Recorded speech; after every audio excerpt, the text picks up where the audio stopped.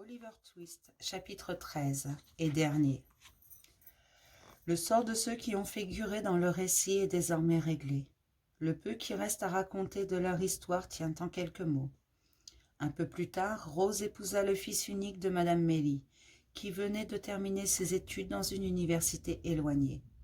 Les noces eurent lieu dans la petite église dont le marié, Henri, était devenu le pasteur. Les jeunes époux prirent possession le jour même du presbytère, leur nouvelle résidence. Madame Mélie s'installa à proximité pour profiter jusqu'à la fin de sa vie de la plus grande félicité que l'âge peut apporter, celle de voir ce qu'on aime être heureux. Les restes de la fortune de leur père, qui n'avait pas prospéré entre les mains d'Édouard, furent également partagés entre ce dernier et Oliver. Chacun hérita environ de 3000 livres sterling, selon les dispositions du testament paternel. Oliver aurait eu le droit de conserver tout, mais M. Brownlow proposa ce partage pour laisser à l'aîné une dernière chance de s'arracher à sa vie de désordre et de mener une existence honnête, ce qu'Oliver accepta volontiers. Monk, qui décida de conserver ce nom d'emprunt, partit pour le Nouveau Monde, où, après avoir fini de dissiper tout son bien, il retomba dans ses anciens travers, se rendit coupable de diverses escroqueries et mourut en prison. Un sort que Jack Dawkins, alias le Filou, n'a aucune raison de lui envier, car il a pris le chemin le plus direct pour l'imiter. À la suite de son arrestation pour le vol d'une tabatière, il s'est joliment fait remarquer à son procès par ses réparties et son absence de tout ce qui pourrait s'apparenter à un remords. Vu qu'il n'en restera pas là, il promet de devenir un grand homme, ce que lui a promis Fagin. Le joyeux Veillard ne sera pas là pour voir ses prédictions se réaliser. Quelques jours après son arrestation, il a été traduit devant la cour d'assises et condamné à la pendaison pour ses innombrables crimes.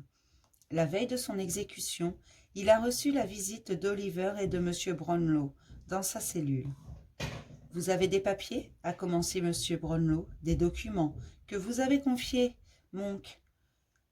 Dites-nous où vous les avez cachés. » Fagin a d'abord protesté qu'il n'en savait rien, puis « Oliver, viens », a-t-il dit, en lui faisant signe d'approcher.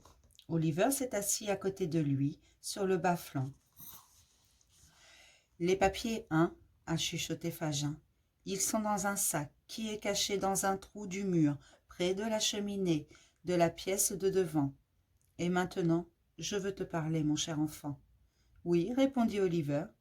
« Laissez-moi dire une prière. » « Dites-en une, vous aussi, à genoux, et nous parlerons ensuite jusqu'au matin. »« Aide-moi à sortir !» a crié Fagin en poussant Oliver vers la porte. Les gardiens ont aussitôt saisi le vieil homme par les bras. Il s'est débattu et s'est mis à crier de toutes ses forces. Oliver est sorti de la prison en pleurant, à chaudes larmes. Dans la rue, on entendait encore les hurlements d'épouvante de Fagin. M. Brownlow adopta Oliver en venant s'établir avec Madame Bedwin à moins d'1 kilomètre du presbytère, où résidaient ses nouvelles amies. Il accomplit le vœu le plus cher d'Oliver et vint former avec elle une petite société dont la situation est aussi proche que possible de l'image idéale du bonheur. Après le mariage de Rose, le bon docteur a vendu sa clientèle à un jeune confrère pour s'établir dans un petit cottage voisin du presbytère. Là, il cultive son jardin, fait de la menuiserie, va à la pêche, toute activité qu'il pratique avec son impétuosité habituelle.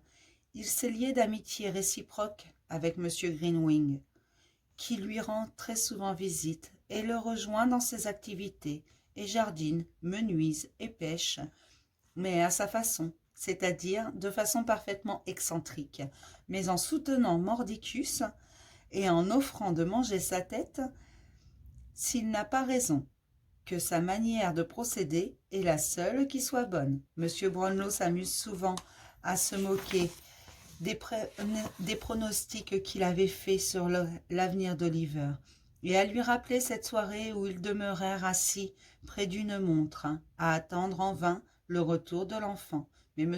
Greenwing rétorque qu'il ne s'était pas trompé, puisqu'Oliver n'est pas rentré ce soir-là, et conclut superbement: « J'aurais mangé ma tête s'il était revenu. » Quelques années après la fuite d'Oliver, Noé Claypole a filé à son tour de chez M. Sowerberry, mais il a eu la délicatesse d'emmener Charlotte, et d'emporter aussi la cagnotte de Mme Sowerberry, ce qui a constitué une juste récompense pour son attitude lors de certains épisodes qui avaient opposé cet intéressant jeune homme à Oliver.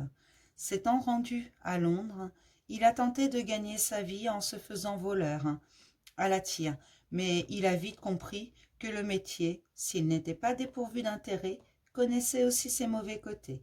Il a donc radicalement changé de cap pour se faire indicateur de police, et s'y fait une gentille petite existence sans trop se donner de peine. Son plan consiste à opérer tous les dimanches à l'heure de l'office, avec le concours de Charlotte, décemment vêtue.